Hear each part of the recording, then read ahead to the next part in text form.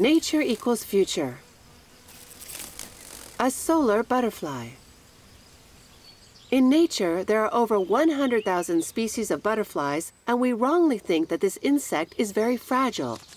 Butterflies have adapted over millions of years to various climates and natural environments, just like the Morpho that lives in the Amazon. The secret of its incredible blue color lies in the special structure of its wings.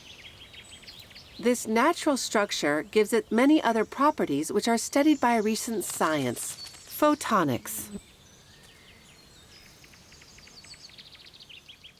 The difficulty of photonics is to structure matter at a scale where we are virtually unable to do so, where we have long been unable to do so, while nature has been doing it for about 175 million years.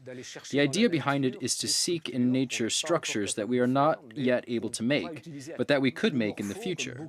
The Morpho, like many other butterflies, has a multi-scale structure. This is generally the characteristic of natural structures. This butterfly's entire wing is structured in roughly 5 levels measured in centimeters. On the wing, there are scales measured in 100 microns. On these scales, there are streaks of microns. On these streaks, there are slats of around 100 nanos, and that's where we enter photonics. Below all that, there are large molecules like pigments, chitin, melamine. 2 elements are necessary to create all this, air and chitin. And in the air and chitin, there are 4 basic elements which are always the same ones: oxygen, carbon, nitrogen, hydrogen, and that's it. And with all that, and because of its structure, we study optics, mechanics, thermodynamics.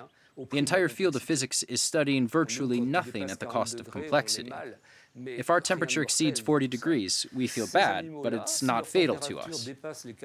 For these species, if their temperature exceeds 40 degrees because they have absorbed too much, they do not have many solutions.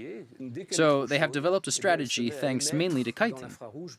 As soon as it is too hot, it begins to emit an infrared more than any other element would. And this is absolutely extraordinary. As soon as the butterfly is very hot, it will begin to radiate infrared and its temperature will decrease.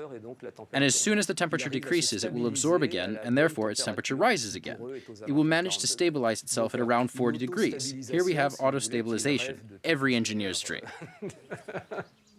We are now entering the energy transition phase, where we have to absorb more solar energy. Yet our current technology on solar panels cannot allow them to withstand very high temperatures. So we are facing a similar issue that the butterflies have with photovoltaic and photothermal energy. For various reasons, the performance of photovoltaic cells, which is already not huge, will decrease with increasing temperature. One strategy would be to prevent overheating by, for example, beginning to radiate as soon as a certain optimum temperature is reached. Once the cells are cooled, their absorbing capacity increases in another temperature range. Sensors should not stop at 40 degrees, of course, but the same process should occur at 100 or 200 degrees. Morphos have many things to teach us on how to manage this alone without outside intervention.